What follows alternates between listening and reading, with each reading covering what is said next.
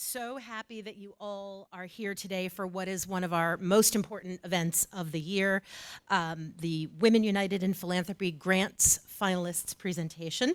My name is Anna Pachias. I am the current chair for one more month. And I'd like to thank all the committee chairs who volunteer. We are an all-volunteer organization, and I cannot stress that enough. And then we have two representatives who are here, Carolyn and Marky, who are our United Way liaisons, and they handle sort of the in-office stuff. She's hiding. Come back. We could not do what we do without them, but I just want to... You are throwing me off. I would just like all the committee chairs who are here to please raise your hands because, and there are people who are traveling. Please give them a round of applause. There's about, thank you, Sasha, there's about 14 of us who give time not just to the steering committee, but to our own individual committees. So it's a lot of work. And if anybody here is interested in volunteering, please see me after the program.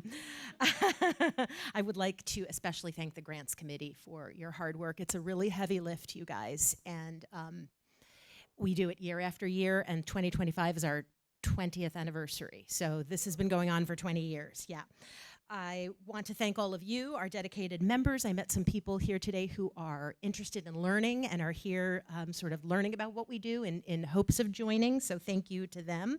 And I'm gonna just end by recognizing our underwriters and our corporate members whom I'd like to name by name. Our 2023 underwriters are Carter Myers Automotive, UVA Community Credit Union, and the tax ladies, so let's give them a round of applause. And then we have a very long list of corporate sponsors, so let's get ready to clap again. Arkwise Wealth, Bragg's Body Shop, The Closet Factory, Hansman Wiebel, Jones & Company CPA, Lewis Law Offices, May Family Foundation, M.H. Swanson and Petrichor Wealth, Partnerships for Strategic Impact, Pepsi-Cola Bottling Company of Central Virginia, Real Estate 3 Commercial Properties, Rosewood Village, Story House Real Estate, and Wilkinson Wealth Management. Another round of applause. They make it possible for us to offer not just this event, but other events for free. So I really want to thank every single member of the corporate and the underwriters. I'd like to extend a warm welcome to all the representatives from our grant finalist organizations who are with us in the audience. We look forward to hearing about how your work impacts our community, and I would now like to introduce Kristen Breen, our fearless grants committee leader. Thank you, Kristen. Thank you, Anna. Good evening, everyone. I'm honored and excited to be here tonight to introduce all of our wonderful grant finalists. Before I do that, however, I would like to thank a couple people, Anna, the chair, and Sherry Lewis, who is our vice chair of the steering committee, who could not make it tonight. I'd also like to thank the grant committee members for all their time and effort they put in the last 4 months. If you were on the grant committee, if you would mind standing up so we can thank you.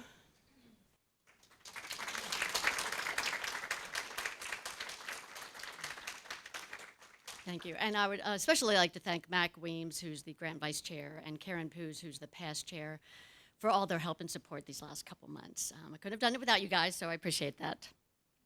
This year we will be awarding 2 $20,000 grants and 1 $5,000 grant.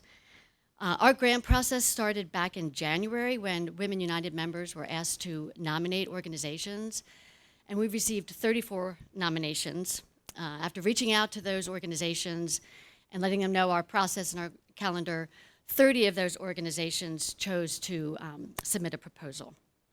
So our grant committee members met in February just to get to know each other, learn the process, and then in March we met again to discuss and analyze all 30 proposals that we received. After several rounds of voting, we narrowed it down to 10 organizations for the $20,000 grant and 5 organizations for the $5,000 grant to move on to the site visit stage. So the site visit stage is a great opportunity to learn more about the organizations, have some more in-depth conversations, and sometimes even get to see the projects in person. So that was a great thing. So then we reconvened in April to discuss the site visits, and after several more rounds of voting, we chose the 7 finalists that are here with us tonight. As I introduce each organization and their representatives, I ask that you please stand. So the first one is 100 Black Men of Central Virginia. Daniel Farley. Daniel Farley is the president. Dr. Pamela Venable is a lead teacher for their M-Cube Summer Academy, and Lanika Richardson Barnes is their literacy consultant. And then we have Charlottesville Community Bikes. Lauren Regal is the executive director. We have the Child Health Partnership. We have John Navziger, the executive director, Juliana Weaver, family support supervisor, and Ann Taylor, the advancement director. And we have Reclaimed Hope Initiative. So Bettina Stevens, founder and executive director, Allison Spillman, board member, and Cicely Shelton Barnes, a board member. Oh, sorry.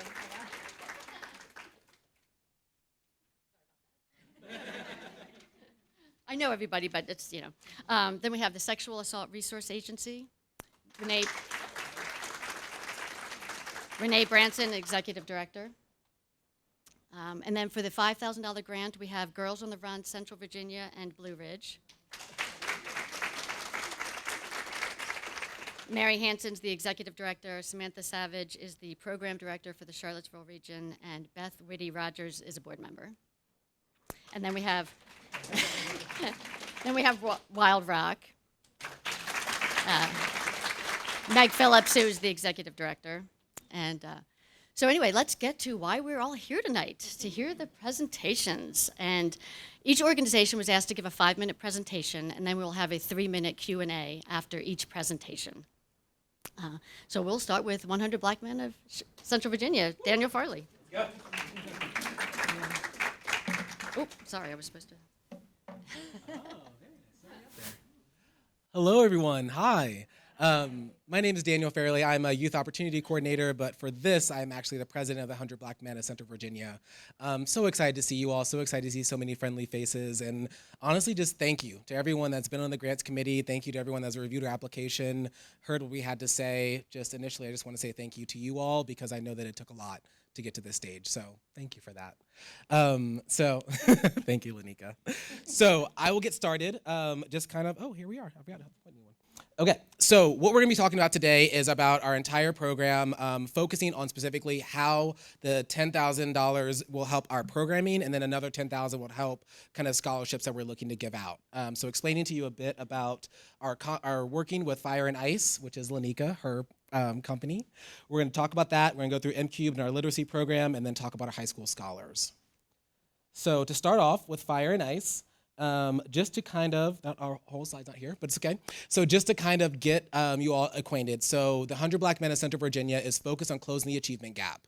We are focused on raising literacy rates, and as well as helping to get our students to take algebra before they go into high school. Many of you all may not know this, but algebra is one of those key opportunities where if they take it before they go to 8th grade, their ability and the opportunity for them to go to high school grows exponentially. And so we try to make sure that that happens through our M-Cube Summer Academy program, preparing students that had high SOL scores that were kind of a little bit on that track to then allow them to be a part of our programming. Then it's going to be actually focused in year-round, with thanks to Dr. Pamela Venable, who's been a part of that process. But with the 100 Black Men, we're focused on closing the achievement gap, focused on getting our students to, again, take algebra before they go to 8th grade to hopefully get an advanced diploma. Again, Virginia is one of maybe 2 states in the entire country that has 2 different diplomas, and advanced diplomas require that you take algebra. So we try to get those things in place. And then with that, we basically have found that one of the ways that we can support our students best is by utilizing our teachers that are inside the school system. And so these are actually not just 2 of our volunteers, but 2 teachers in the school system that are actually helping to work with us in our community. Thank you, Daniel. So like Daniel said, I am the owner and proprietor of Fire and Ice Bookshop, and I also Fire and Ice Innovations LLC, and I'm also a very proud teacher at Albemarle High School. I'm a science teacher, hence Fire and Ice. One of the reasons that our enterprise is named Fire and Ice is because it is critical for teachers, community members, family members, and scholars themselves to see the interconnectivity between literacy, mathematics, and community. So as we work together, I'm so proud to have joined 100 Black Men in 2022 as a facilitator of learning. Yep. So here we go. So in 2022, I was able to volunteer. Beautiful. Okay. I was able to volunteer as a literacy consultant and a facilitator where I asked the young men from M Cubed to I thank them for allowing me to be a part of their Circle of Brothers. We talked about in depth how literacy should be an everyday part of their lives, and how we create our own stories. And a lot of the stories that we read, the 2 books that we read, the young men were able to see themselves in it. And so what we're going to do in 2023 is actually we're going to read 2 more books, and these young men read 2 books in 2 weeks. And they were very prepared to talk about it. And so what we're going to do is we're going to beef up not only what our conversations, but we're also going to make sure that we offer them pre and post assessments to see growth, which is very important in terms of standardized testing results, which Daniel highlighted before. Because what we do during the year is definitely going to impact their lives beyond. So with that said, at the end of the 2022 summer session, the teachers and the 100 met together, and we wanted to talk about how we're going to take it to the next level to have a greater impact on our scholars. So we were thinking about the foundation for making real-world connections, as well as the application of the math, how math influences our decisions or their decisions, and then the opportunities that are afforded them. With that said, we came up with an action plan. First, the development of pre and post assessments for the summer program, right? To see what they knew when they started, and then to assess them at the end of the summer session. And then we are going to integrate the teachers, the classroom teachers from M Cubed into the year-round program. So we're talking about the programs that they already have going on to become integrated into those programs. And then integrating the teacher into the school year, the academic school year. So we're talking about having conversations with the classroom teacher, seeing how their class experience is going, and then providing tutoring and resources for our young men, for our scholars, to support them in their learning. And this ties into the data that's being collected. And the data will not just support their learning, but it's going to be a tool for the parents to advocate for their child, as well as support their growth into higher education, if that makes sense. So yeah, and then moving forward. The last thing that we're going to mention is our High School Scholars Program. This is a program that's been incredible.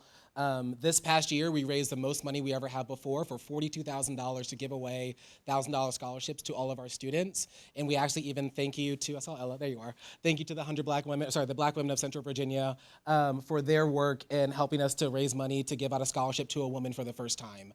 Where our hopes is that we will not only take this experience, but actually put it 1,000-fold, right? Making sure that we have then 10 women that are going to be receiving scholarships thanks to the generous donation that could be possible through the Women United in Philanthropy.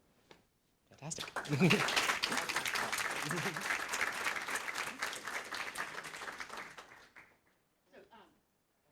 Oh, yes, I'm sorry, we're going back. Right, we have questions. Fantastic. So your scholarships, is that for college or is that? Yeah, so it's for college, trade school. We have some students that have gone to PVCC, another student that was going to kind of use their experience inside of like the K-Tech adult education program. Yes. How do you choose the black men and the women?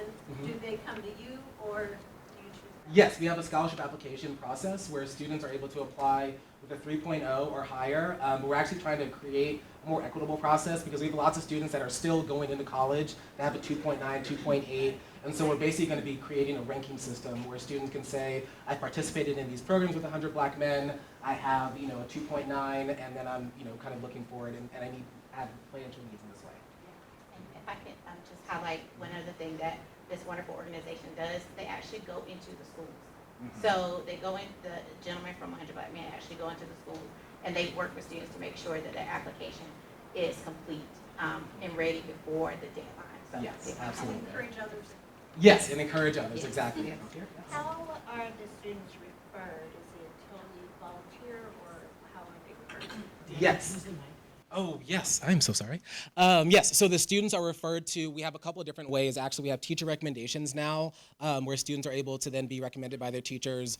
We just talked to the superintendent of equity at the Albemarle County Schools to then have her send to me all of the students that are young Black men that are taking algebra or pre-algebra. So that way it's not just their SOL scores, it's are they kind of interested in this idea? And then we kind of go from there to then create this system so that way they can go through M cubed and then be a part of our year-round programming from there. Yes, I think we had our minute. You were standing. You was being very polite, so thank you all. We really do appreciate it.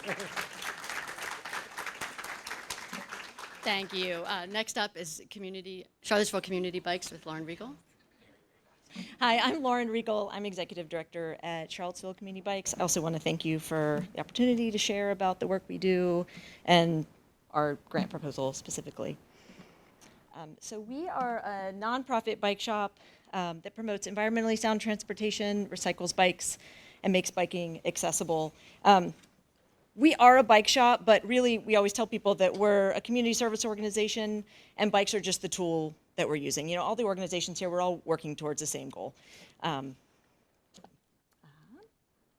So in order to work towards this mission, we have 5 core programs. One is our kids bike program, using bikes that have been donated from people in the community. We refurbish them and get them out to kids who need them. Very similar program, but adult-sized bikes. We refurbish and distribute bikes to kids and teens and adults that are in need. These clients are screened and referred to us by approximately 25 to 30 schools and nonprofits who assess need and then let us know who needs the bikes. A new-ish program launched in 2021, our mobile bike clinics. We hold free bike repair clinics at community events in underserved communities in partnership with other nonprofits. We don't want to just show up in a community unannounced, so it's the partnership piece is really, really big for us. This program welcomes people who might otherwise not feel comfortable in bike shops or have easy access to bike shops. A lot of people who get bikes from us, it's their only form of transportation, so when they have you have a flat tire, that can really impact your ability to get to work. And so that's why, from feedback we got from the community, why we launched this program. It helps extend the life of the bikes that we've given away, where we can touch back with the people that have gotten the bikes. We also have educational programming. We have inclusive repair events, classes on bike repair and maintenance. Last summer, we launched a job training and mentorship program for teens from groups that are historically underrepresented in the cycling community or within the bike world. And then we run one of my favorite things to do is a summer mountain biking program with the Boys and Girls Club, and then also teacher work day bike trips. Our shop, we have a brick and mortar shop on Preston Avenue. Some of the bikes that are donated to us, we fix up and we sell. We also do full service bike repairs, and people come in and buy parts. That's about 50% of the funding for our outreach programs. These are just some of the groups that we're lucky to work with. We wouldn't be able to do what we do without our partners, so it's worth mentioning them. Some of them might actually be here. To work towards sustainability, we've worked really hard to have diverse revenue sources. And so 50%, as I said, about 50% is shop revenue, and the other 50% comes from, we rely on the generosity of our community. So in-kind contributions of bikes, parts, gear, grants like this one, and individual donations from people in the community. So the problem that, there we go, I think, sorry. The problem that we're trying to address through this grant is we've had a huge surge in demand for bikes. We're trying to keep up with the rising demand for bikes for youth. A significant number of kids in our community do not have reliable transportation to school. And not just that, but mental health is a really tough thing for a lot of us right now, but a lot of kids as well. And bikes are just an outlet for joy, and it gives me joy. It gives kids joy. So it's not just a transportation initiative. It's like the whole person benefits from riding a bike too. But what we have seen this year, the city of Charlottesville has a severe shortage of bus drivers, and so they've expanded the walk zone or the parent responsibility zones for kids from 0.3 miles for elementary to 0.75 miles for elementary. And then secondary used to be 0.75 miles, and now it's 1.25. So this is just an example. This is a map that shows the 1.25 miles from Beaufort, and it's a large chunk of our city. And so you can see how our demand has grown. So this is Q1 22, Q1 2023. Our demand is it's almost doubled since last year. Has absolutely doubled for this is the adult size bikes. So a lot of the kids that need transportation are middle and high schoolers, and so they're out of the kid bike zone and into the adult bike zone. This is Q1, which is usually our slowest 3 months, which was not this year. But demand keeps growing. We gave away 96 kids bikes in April, which was a record month for us. So that's what our request was for. Our request was 20,000 would provide the funds and resources that we would need to refurbish and distribute 200 additional bikes to families in need. And this would be, these are specifically bikes that we're taking into communities and distributing and taking that responsibility off of people having to get to our shop and us bringing bikes to people. So that would help us reach our goal for this year for the number of bikes. 800 kids at least 800 kids bikes, at least 300 teen and adult bikes, and that would be about a 28% increase in this program's capacity with the grant support. This is our team. These are some of our teen interns too. So yeah, thank you for considering us, as well as considering these other wonderful groups that are here. I can't say it enough that the nonprofits in this town, we really work together in order to make it all, try to make some change. So they're worth being noted. So if you have any other questions that don't fit into the 3 minutes, we would love for you to come visit our shop, eat some kukurushu, and then come. We love showing people around and the space that we have and explaining our program. So yeah.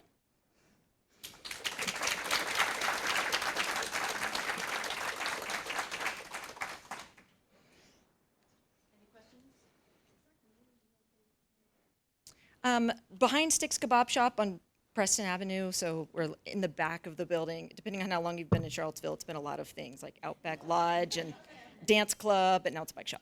Yeah.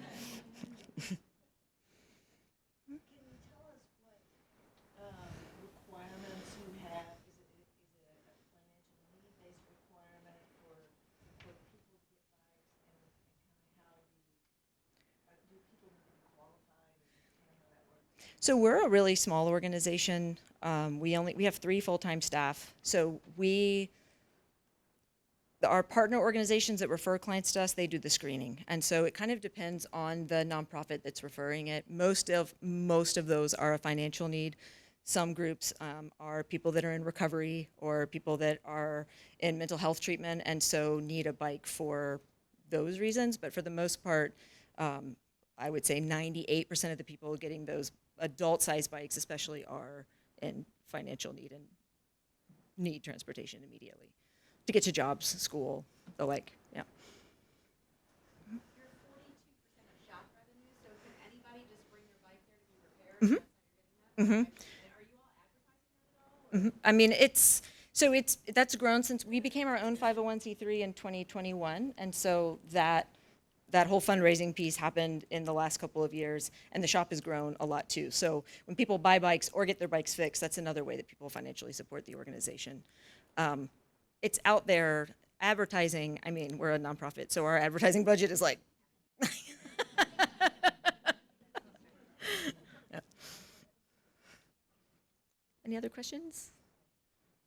Cool. Thank you so much. So next up, we have Child Health Partnership. Thank you. Thank you. Good afternoon. Thank you so much for this opportunity with Women United in Philanthropy. I'm John Nafziger, Executive Director of Child Health Partnership, and not Community Bikes, with Juliana Weaver. We're here to talk about our Latina Moms Counseling Program that we'd like to start. Child Health's mission is to provide at-home support to children and parents to promote the health and well-being of families in our community. We do that by building relationships with families, and we focus on the first 2,000 days of a child's life. That's roughly the number of days between when a child's born and when they arrive at kindergarten. And it's the best time to invest and help them both for their health and for school readiness and future success.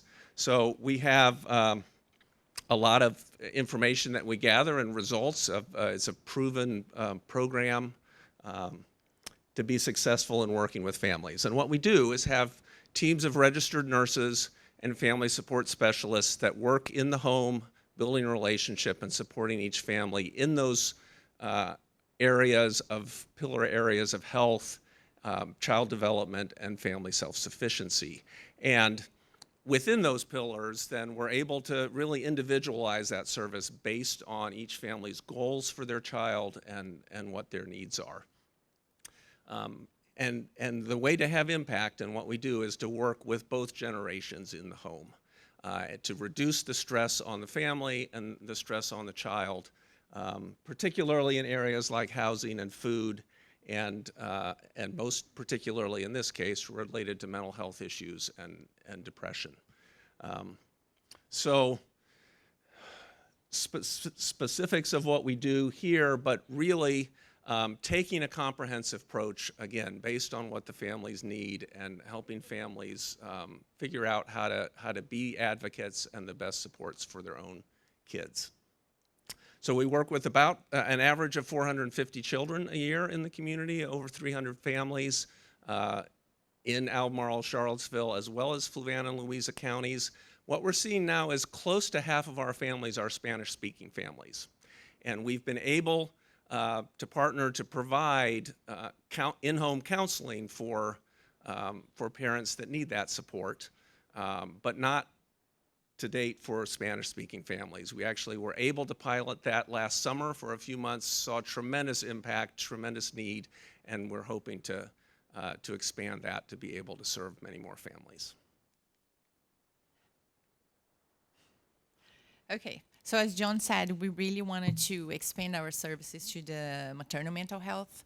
We do, if you saw on the previous slides, the registered nurses and the family support specialists do a lot of screening for the mental health, we do a lot of emotional support, and as you can see here in this slide, 1 out of 5 women in our country has perinatal depression. And that perinatal depression can happen during pregnancy or after pregnancy, can also affect the entire family.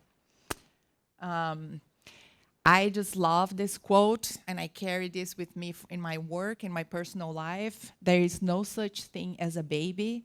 There is a baby in someone.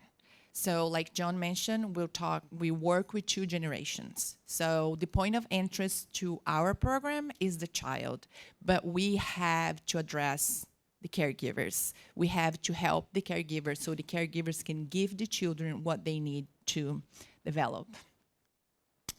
And this is just a reminder, again, that the emotional well-being of the mother will impact the emotional well-being of the child. You know, when children are born, we all know we have very little self-regulation. And so we need a grown-up to help us. As we grow older, we'll have more and we need less of the grown-up. But if the caregiver doesn't have that, it's harder for them to give that to their children. Again, we know that the most common factor for a child to build resiliency, to develop resiliency, is to have that consistent adult in their life. So, like John said, is a critical need in our community to provide the in-home counseling in Spanish. Why in-home counseling? Because of the language barrier, transportation, stigma. Our hope is that if we can at least introduce counseling to these women, then maybe they will gain some knowledge and will be a better place where they can go and seek the counseling than outside of their home. So in 1 year, the program, our goal is to serve 40 moms with 150 visits. The counselor will support 10 to 12 families at a time with weekly and bi-weekly visits. And how we're going to measure our success? Well, at the end, again, of the year, we hope to have served 40 mothers, have completed 450 visits. We're going to use the Edinburgh Postnatal Depression Scale, which is a screening scale to see the risk for maternal depression, and also staff report of the parenting progress. This is our budget. And as you can see, it's very important and very critical for us to receive your support to be able to launch and implement our program and offer in-home counseling to the Latino mothers in the community. Thank you.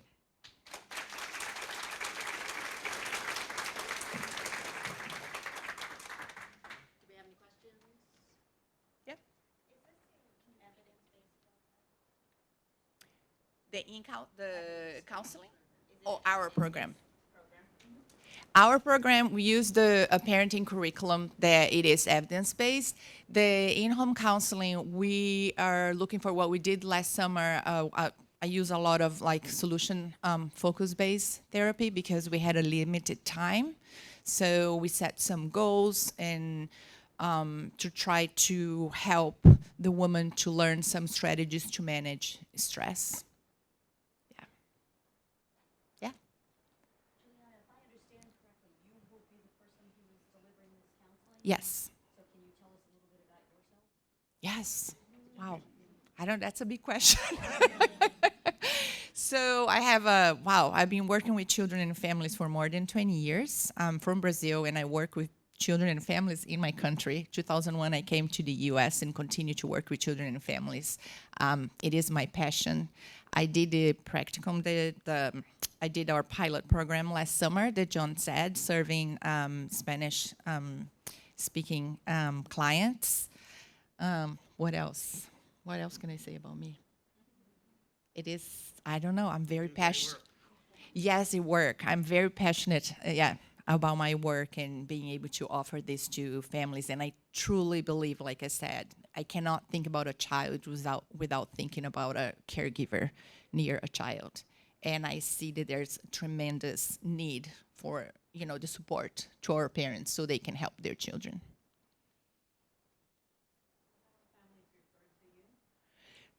So, do you want to answer that?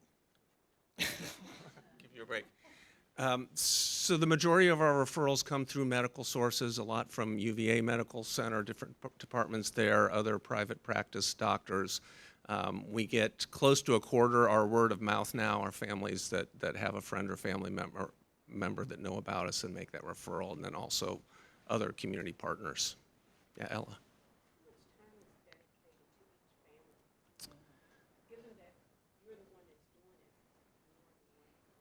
Well, we are looking at weekly, in some cases maybe bi-weekly visits, as Juliana said, kind of focused on shorter term outcomes, but with the flexibility to help families longer if that's needed. Yeah, because the family will continue to receive the service from our nurse and our family support specialist. So I'll just add in, and then another thing just to add on, all of our family support specialists are trained in a mothers and baby curriculum, which is also a stress management tool. So if families, like if I end my services with them, the family support specialist can continue with this other mothers and baby program that is evidence-based. There's a lot of research on that. And I think it's here, but just to really call out the reality for those of you who have known somebody suffering from depression, to be in the home trying to care for a baby or a young child in that situation is just really, really challenging. And the impacts on the child to have that period of time when their needs may not be met is what we're trying to avoid.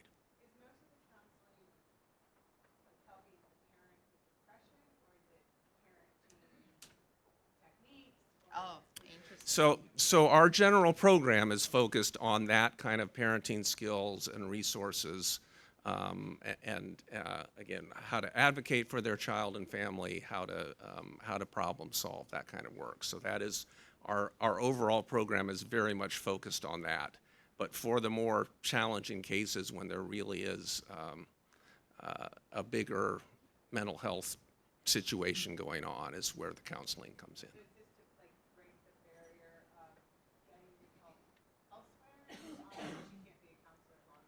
Yeah, it's a combination. Yeah.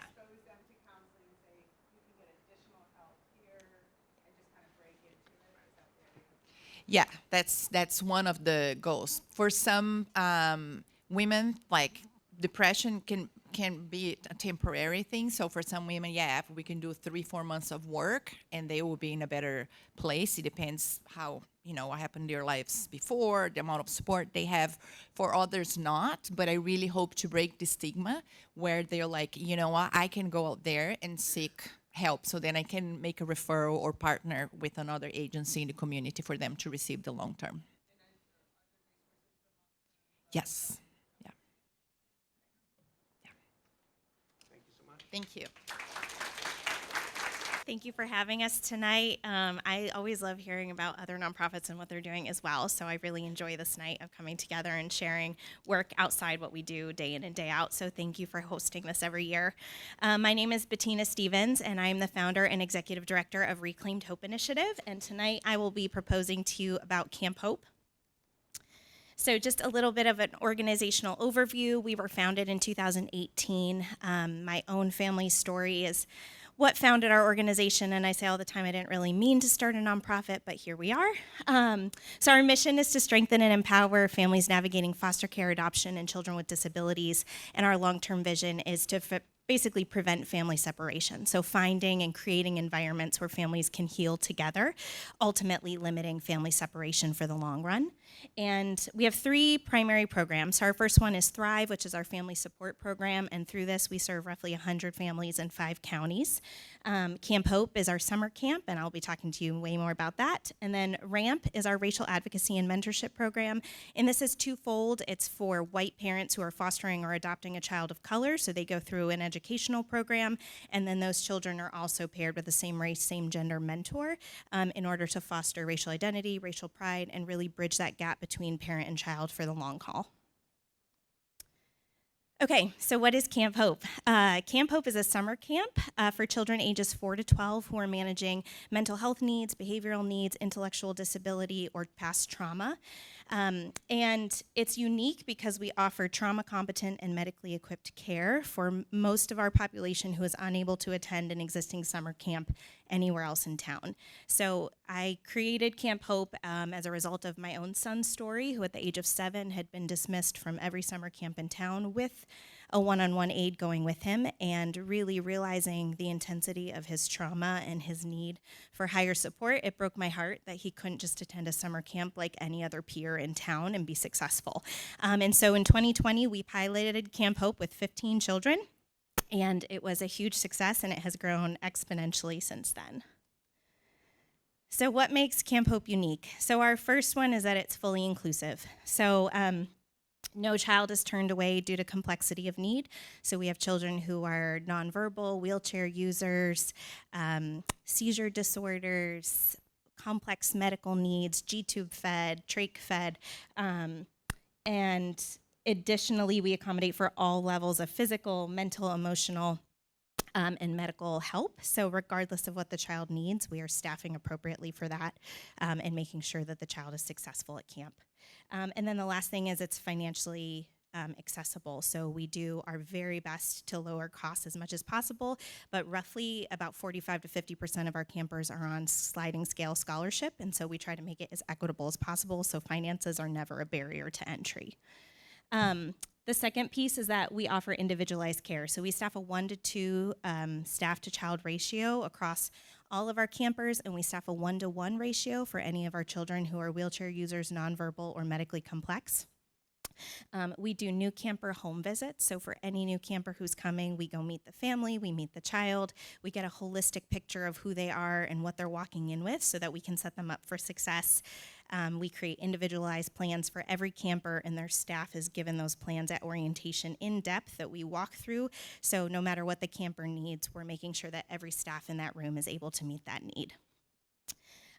We offer tutoring, so for a lot of our kids, obviously the pandemic has impacted learning significantly, but also for a lot of our kids who struggle just with academics due to intellectual disability or severe trauma, we see a need for kind of sustaining services over time. So we do offer tutoring on site. And then all of our protocols that we use are evidence-based interventions to build connection, emotional regulation, and communication. And then our last one is it's fully therapeutic. So we partner with agencies all throughout Albemarle County to bring equine therapy, art therapy, music therapy, mentorship, and occupational therapy to all of our campers every day. So our impact. So we've increased 400% in 3 years. So if that doesn't tell you the need, I don't know what else would, but this summer we'll serve about 76 campers in total. 90% of campers make statistically significant improvements in emotional regulation, coping skills, communication, and their ability to participate. And we also see that they're able to self-regulate at a rate 50% faster than pre-camp. 100% of our parents verbalize significant stress reduction due to respite care that actually comes from camp. So one of our main goals is we do not send kids home regardless of behavior. So parents can actually drop off their kids and know they're going to stay for the whole day regardless of what it holds. And then 100% of our parents said that they would return or refer a friend. So the opportunity. So of course, registration fees help cover camp costs, but we can't do financial support or lower the financial barrier without philanthropic impact. So the cost per camper is $675 per camper per week. With our current support, we're able to get to about $450 per week, which is still very high for many of our members of our community. And so we do offer financial aid through sliding scale, payment plans, and then a lot of our grant funding goes directly to camper scholarships, so we're able to make that very low cost or accessible cost across the board. So funding impact. So grant funds would be used immediately. So our overall budget is roughly $425,000. Camp Hope is $167,000 of that. So roughly 39% of our total annual budget is camp, and that all happens within 8 weeks. So for us to be able to offload so much funds, we need to really front load our year to make sure that we can sustain that over time. So we're close, but not quite there. And so this $20,000 would make a big impact for us to not only serve the number of campers that we're bringing in this year, but to also be able to offer camper scholarships. Right now, we're at about a $7,000 deficit for camp scholarships to create that change. So we would use $15,000 on our facility space. So a lot of that is not just rental, but we make it wheelchair accessible. We put in ramps. We make sure that our wheelchair users can get to every part of the campus as much as our able-bodied campers. Therapy provider fees, so bringing in those therapeutic providers, sensory adaptive tools and safety supplies, and then $5,000 would go towards camper scholarships. That's our information. Thank you.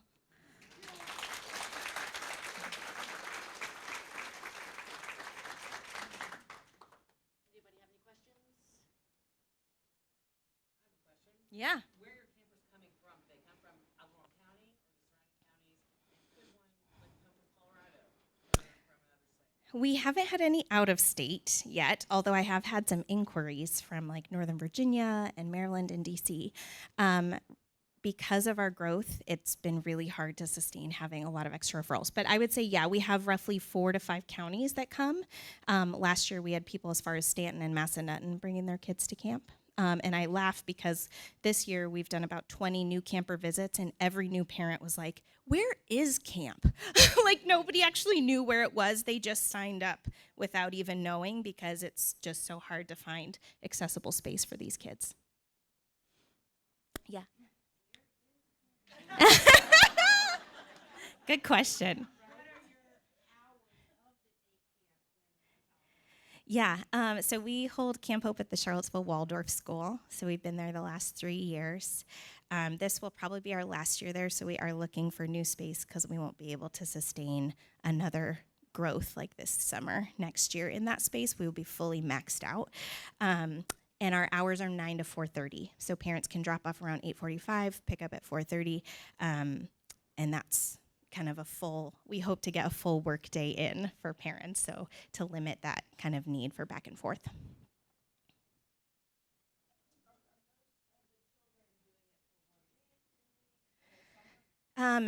A lot of them do it for all 6 weeks. We can only offer 6 weeks right now just due to the constraints at the Waldorf school with them starting and ending school. So we would like to be able to offer 8 weeks, but we just haven't found a space that's conducive to that yet. But yeah, they kind of come from all over in terms of what that looks like, and we definitely try to make sure that, you know, anybody who's interested is able to come. Yeah. Yeah. Oh no, I wish. It would be really hard to ask someone to volunteer for this camp. It's highly specialized and highly complex, and we're dealing with violent behavior, aggressive behavior, highly medical complex kids. So no, everyone is trained, staffed appropriately, and skilled, if not licensed. So we pay a competitive wage to make sure that we can get the best staff. Yeah.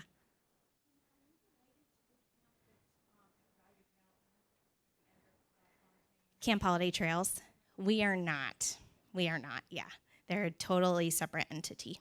Okay, thank you. Thank you, everyone.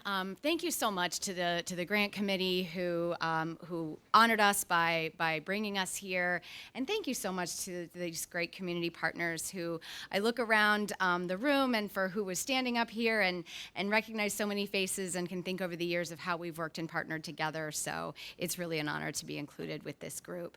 My name's Renee Branson. I'm the executive director of the Sexual Assault Resource Agency, and many of you might have heard of Sarah. We kind of go by the name Sarah because we've been around the community. We've been involved in the community for close to 45 years now, so a really long time. And we started off as the Charlottesville Rape Crisis Center, and we started working primarily with our advocacy work, working with survivors of sexual violence from the time that they arrive in a hospital or arrive at a police station or walk into our offices. We work with them from that point. But over the years, we've expanded to include intensive trauma therapy. That's a unique therapeutic process that we bring and offer to survivors. And then also we provide prevention programming. We always like to say that we're trying our best to put ourselves out of business. You know, I would love to maybe work in a coffee shop one day and just serve coffee instead of this work. So I'd be delighted to put myself out of business. But what I'm here to talk to you about are specifically the trauma therapy that we do, why it's unique and different, and how we really hope to expand that with your help. So looking at just our services last year with our specialized trauma therapy, we had about 379 primary survivors of sexual violence just last year that we either met and worked with at the ER or with advocacy work, our direct advocacy work. And of that 379 survivors, we were able to serve 43 sexual assault survivors for our intensive trauma therapy. Now, the reason I kind of highlight the fact that it's intensive trauma therapy is that for many survivors, particularly who have gone through very complex cases of sexual violence, maybe prolonged sexual abuse over a course of a childhood and now they're adults, or had something very, every sexual assault is traumatic and extreme, but sometimes they're more complex cases, that it involves a long-term trauma therapy where they might be working with a counselor for not only months, but sometimes even years. And as you can imagine, that can be a very, very expensive investment. So we're able to offer absolutely free to survivors. They are not charged anything. We certainly, when we have intake with our clients, we first prioritize people who don't have any other means, they don't have any other insurance for those kinds of therapeutic services, and also whether they are at the place in their life where they can do that kind of intensive therapy. If you can imagine, to get that kind of trauma counseling, some of their other things, they need to be stabilized in other ways. So for someone who is going to have that kind of trauma counseling, I think of it as when you go in to have surgery, one of the things they check before you can have surgery is whether you have another thing going on, whether you're running a fever or you have some other infection, because then the surgery is not going to be successful and could even, put you in really serious harm's way. And the same thing goes for doing that long-term intensive trauma therapy. We need to make sure that they're stabilized in other ways. So if they have an untreated addiction, we want to make sure that they get treated for an addiction before they go into long-term therapy. If they're experiencing houselessness, they need to get some of that stabilized before that. But we want to be able to double that, and that's what we're asking help from you. We know that the work that we do with them is quality, important work. This is what one of our clients said: "I've been able to unravel years of trauma and look forward to a future fully recovered, and that would not be possible without Sarah or my therapists." So we want to take that from just 43 sexual assault survivors and double that. And we can double that in a pretty in a really kind of by expanding our modalities. So how we're going to double that with your help is to be able to provide paid clinical internship and then expand those modalities to short-term crisis stabilization and group therapy. So for our clients who come to us, our survivors who might not be ready or able to really do that long-term treatment, we don't want to turn them away. We want to be able to offer them that short-term crisis stabilization, so sessions that might be a few months, few weeks to a few months, and then also be able to offer them group therapy services. So we'll have groups of anywhere between 8 and 12 people and do new sessions every few weeks. And then doing specific outreach to our underserved populations who aren't aware that there's counseling services available to them. And so that's what the funding will go to for that. And we'll measure our success in 2 ways. Our client service numbers, we aim to at least increase those client numbers by 80%, providing short-term and group therapy, in addition to continuing that long-term therapy. And then by expanding, having a whole new clinical intern providing that. And then self-report evaluations showing decreased symptoms of post-traumatic stress disorder, increased in executive functioning, not decrease, that looks like it says. We don't want to decrease our executive functioning. And then increase of emotional regulation, and we'll do pre and post tests for that. We have got 3 therapists right now who really wish to be here today, but they are actually seeing clients right now. And we'll be, hopefully with your help, increasing that to an additional therapist. And with gratitude, the whole Sarah team. So thank you so much for having us out. Any questions? Anybody have any questions? So if someone arrives to the emergency room and they share that they have been sexually assaulted, someone calls us. They don't even need to know to call, because a lot of times people don't. Or even if they know about us, they're in a moment of trauma, they're not thinking, what are all my resources? So we get a call from the forensic nursing staff that does the SANE test, commonly referred to as a rape kit. We're called, we show up at the hospital 24 hours a day, 7 days a week. We take turns being on call. As a matter of fact, when I leave here tonight, I'm on call tonight. And so we're there anytime someone needs. Yeah, great question. Yeah. That's a great question. So we have, one of the things we're really hoping to do is we're trying to increase the diversity of our staff, specifically with our therapists, because what we know is having a diverse staff and in different modalities of therapy is really, really important. Yeah. That's right. Yeah. So all of the area schools have our contact information. So all of the counselors in schools. We serve 5 counties, including Charlottesville, and so they all know how to get a hold of us. And then in some of our schools, Charlottesville High School, and next year K-Tech, and then Buford starting next year, will actually be in the schools doing something called the Green Dot program, where we actually will be there, and we'll have our child and youth advocate who will be present there. So students know they can put a name to a face. They know who, if they need to call someone, who to call. Yeah.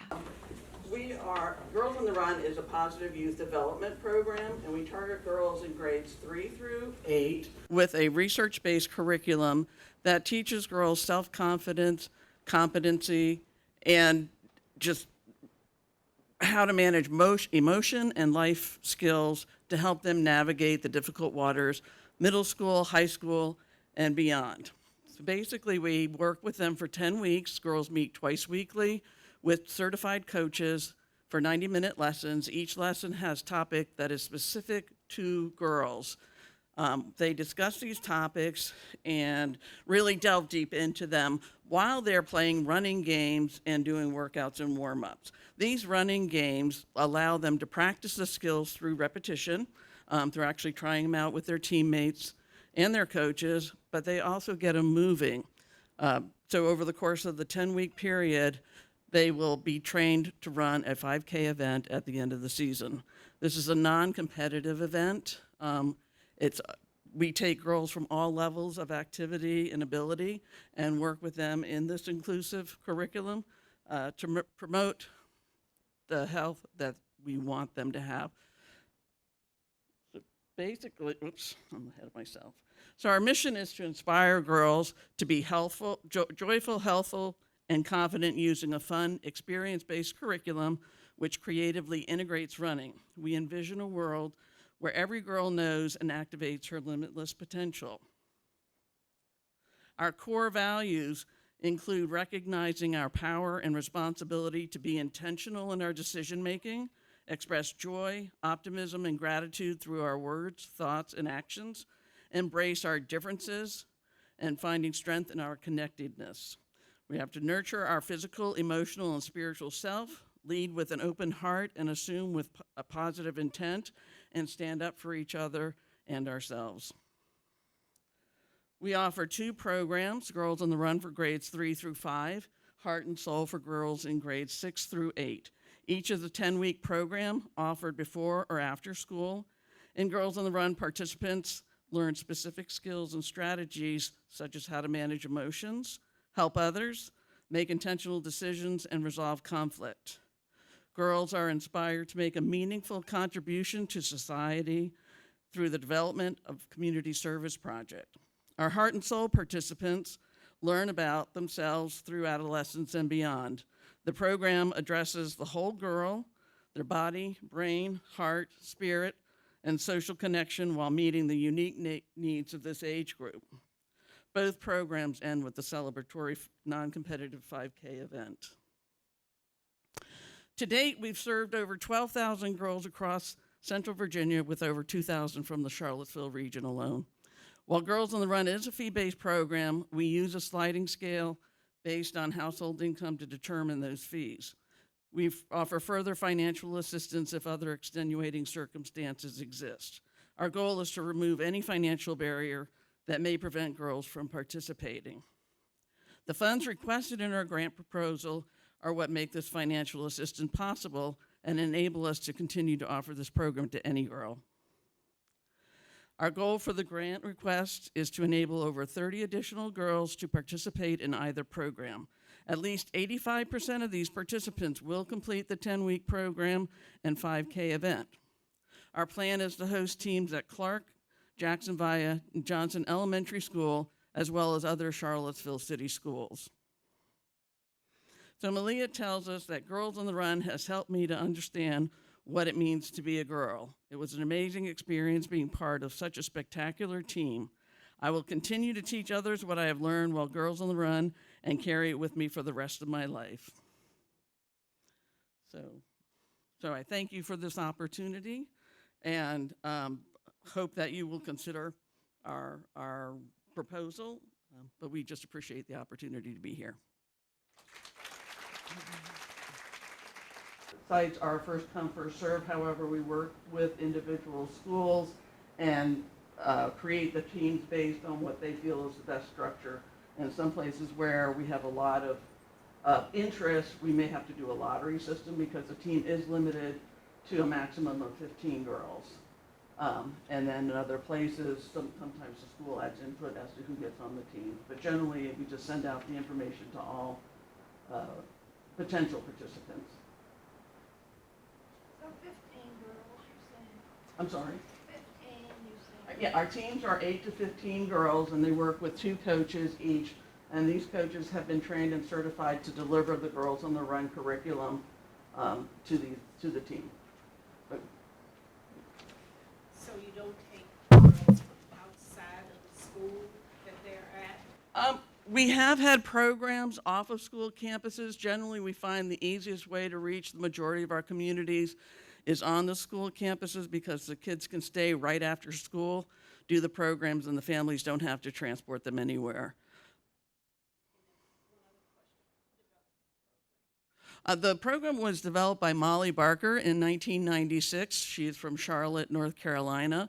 We brought it to the area in 2005 and have been growing exponentially since. We started in Lynchburg and we moved to the greater Charlottesville region, and we now cover all of the Charlottesville region, all of greater Lynchburg, Roanoke and the Roanoke Valley, as well as the New River Valley.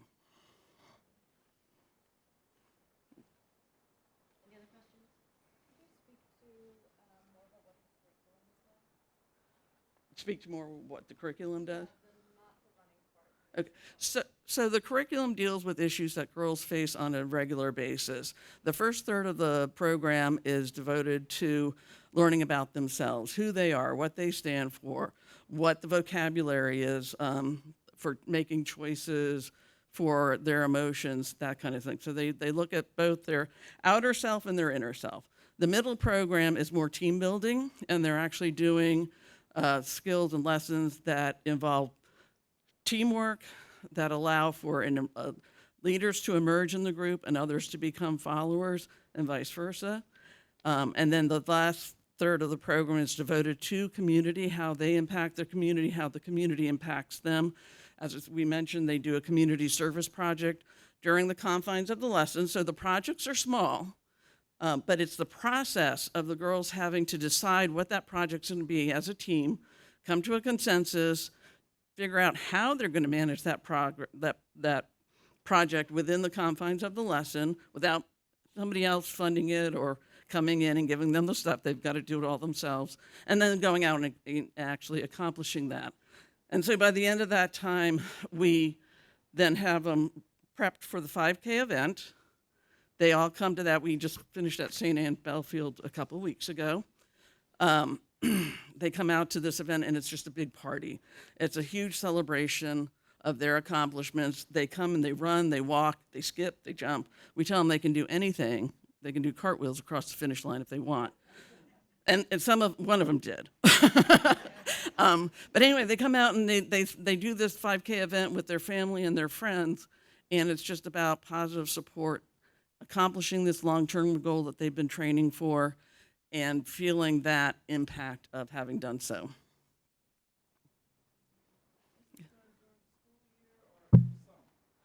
We do it in the school year. As I said, it's easier to get to the kids. Plus, it's a 10-week program, so it would be hard to do in the summertime. We use a lot of, all of our coaches are volunteers.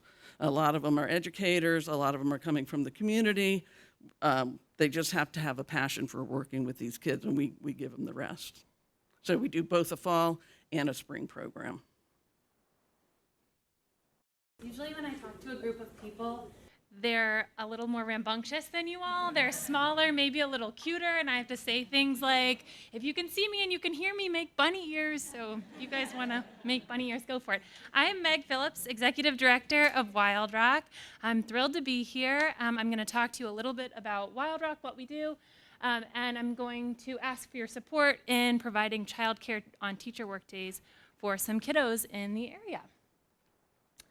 So first things first, Wild Rock. Wild Rock is a nature playscape out in Crozet. We promote nature play for health and happiness. I don't need to tell you all the benefits to being outside and child-led play, but that's not all we are. So our playscape is one thing, and it is magical. It's really cool. You can see in this aerial shot here, there's a creek. You can catch crawfish, all the wonderful things. But 50% of our programs happen off-site. And so last year we engaged over 16,000 people, which is no small feat for a tiny staff. And this picture actually isn't even at Wild Rock. That's behind Journey Middle School. And so we do a lot of programs at our Albemarle County and Charlottesville schools. Some of our programs include camps.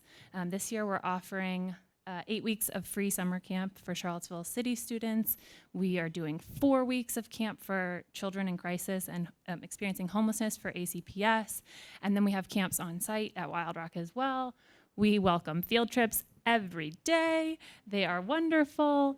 And then we have after-school programs every day with boys and girls clubs, community partners, different public schools. So we're go, go, go all the time. And then families and whoever would like is open to make reservations and come out to Wild Rock to play. And we've talked a lot about partners, and I think there's a reason for that, and I love it because Charlottesville has all the nonprofits, and our partners are so important in what we do. I feel like I'm a little short. I've never felt that short, you know? Hey, there we go. That way I won't be tippy-toeing. So a couple of our partners I'll just mention: Boys and Girls Club, Charlottesville City Schools, Albemarle County Schools, the UVA Equity Center, really, I mean, just about anyone, the Charlottesville Residential Housing Association, FAR, lots of different groups, and they're really important to us, and we want to make sure that we're meeting their needs too, so I just want to name that. Okay, nature equity, what is it? So nature's important, it's good for you, we all agree. And not everyone has equal access to nature. And so that has a detrimental effect because it is a social determinant of health. And so one of the things that we think is really important, and you guys have all mentioned it as well, is removing barriers, taking that transportation piece out, trying to remove cost, to make nature accessible for everyone in this community. Childcare, these are the three things that we're sort of offering, we're trying to solve in this area. So one is that nature disconnectedness. We want to bring nature to folks in town, wherever that is. We want to help meet the childcare crisis. And then we also recognize this transportation barrier that everyone knows well about. So here is how we plan to do that. Oh, one more grim statistic about childcare. It's really expensive. Does anyone have children in the audience? Okay, great. So childcare can be kind of a nightmare. And also our teachers are tired and they need time to prep and they need professional development, and we understand and support our public schools having teacher work days and PD days. Also, it's still hard. And so I'm just naming that here, and we want to kind of solve that crisis. So you can see, you don't need to be able to read this, but you can see in green, that's teacher workdays for the 2023-2024 year. I pulled the Charlottesville City one, but the Albemarle one looks pretty similar. And you can see student holidays are in yellow. And so those are times when caregivers are responsible for figuring out what to do with their kiddo. And Wild Rock wants to help meet that need by offering fun activities, teacher work days, camps during those holidays in local green spaces. And so this might be a schoolyard, this might be a local park. We've talked about the walkability. Kiddos are now used to those walking buses in town. And we are used to having programs that run in tiny areas and making them fun with invitations to play. So our teacher workday camps are going to be for 3 dates based on availability and need. We will consult with our school partners for that. We have a great relationship with all of the school mental health providers in Charlottesville City and various other partners. And they will cover regular school hours, up to 20 children each day, 8:30 to 2:30. They will have enriching activities. We usually incorporate sensory materials, nature crafts, lots of child-led play. Kids like to have choice and autonomy. It's important for their well-being and their development. And all of the funds would be fully expended by the end of next year's school year. So I think I beat my minute. If anyone has questions, I'd be happy to answer them. Yes. It is 6 to 10, so it's usually for the elementary school age is what we're planning for these. Yep. Yes. It's a good question. We will ask our community partners. I would suspect, so for example, our Charlotte, and also the schools sort of determine some of the availability. So for example, this summer, our camps that we're offering with Charlottesville City Schools, they're at Jackson, Via, Clark, and Burnley Moran based on availability, and then the summer academy happening at Jackson Via. We try to be as responsive as possible, as not to impose. Yes. My wonderful program director, Sierra, she will be one of the staff people. We've got a great team of educators, of former educators, mental health professionals, environmentalists. So it would be Sierra and one other staff person, all highly trained and former educators, if not educators currently. Yeah. You guys have grown fairly quickly. Yeah. How do you foresee that evolving into other counties? What's your growth strategy? We are trying to be as inclusive as possible. We just got a grant to allow a couple of field trips to come from Waynesboro, which is exciting. They're actually equidistant from us, which is cool. I know. And we're really excited. We're welcoming to everyone. I think we're prioritizing based on need and where we're seeing like kids that don't get outside. We had a really magical spring break with a bunch of kids from the West Haven neighborhood who came out on scholarship for spring break camp and had never seen a creek, didn't know what a creek was, had never seen a creek before, kept asking like, wait, is it a pool? Like, can you explain, like back up a second? And so I think we have such strong ties to different parts of our community that I think we're just kind of following and trying to be as responsive as possible. Any other questions? Great, thank you for having me. So I just want to give a big thank you to all of our wonderful finalists for coming tonight and presenting. I know it's not going to be an easy choice to, to vote, and we'll get into the voting later on, but before I end, I wanted to thank a few more people. Sue Friedman, Deborah Conway, and the Program Events Committee who helped plan tonight's event. Thank you. Yep. Louise Wyatt and the Communications Committee. Tamara, yep. Tamara Diaz-Wilkinson and the Membership Committee. And Gwen and Jim for helping to record for tonight. Thank you.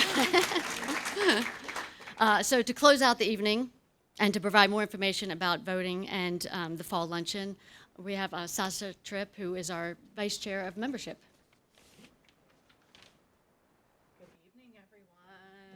It's like that time of day. Good evening, everyone. We're all still in here, right? It's good to see everyone. This is such an awesome event.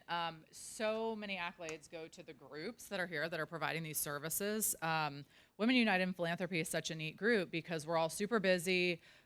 We've got lots of to-do lists. We've got lots of family obligations, and we get to show up and be presented with like the best of the things in the community that are going on. And we have a committee that vets it for us and makes sure that this room is good stewards of the money that this room gets together. So thank you all so much. Thank you to the grants committee. A little round of applause for them. Thank you all so much for your time and your effort.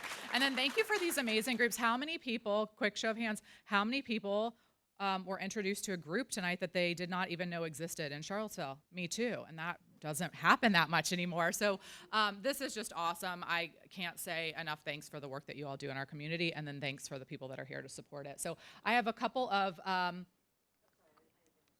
oh, thank you. Oh, look, oh, it's so ready. A couple of quick little housekeeping notes. We've got our luncheon.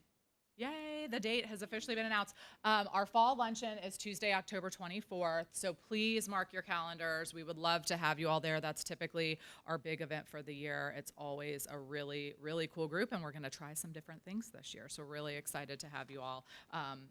Hopefully you all can join us. Voting. So if you are a member, the price of membership is so that you actually get to have a vote and a say in this process. We want everyone in the community to know about these great groups, but what we really want to do is make sure that if you are a member, your vote counts and you go online.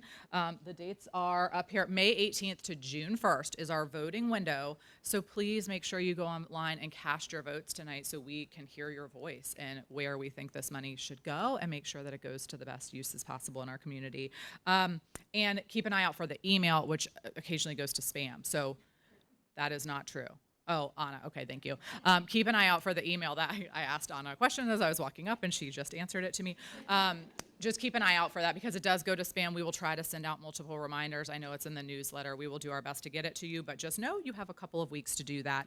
I believe that is it, unless anybody can think of anything else I was supposed to cover. I'm just so grateful. It is crazy to me. I always think about Women United. It is crazy to me to think that some kids go home on the weekend without food. It's crazy to me to think that some kids have never seen a creek before, right? We live a life of privilege just to be in this room, all at different levels, but just the fact that we're in this room means we have really very different lives than some of the people in this community. So I am always glad to see a room full of faces of people that are here making a life of significance and doing more than just checking the box and doing what's required of them at their job and in their household.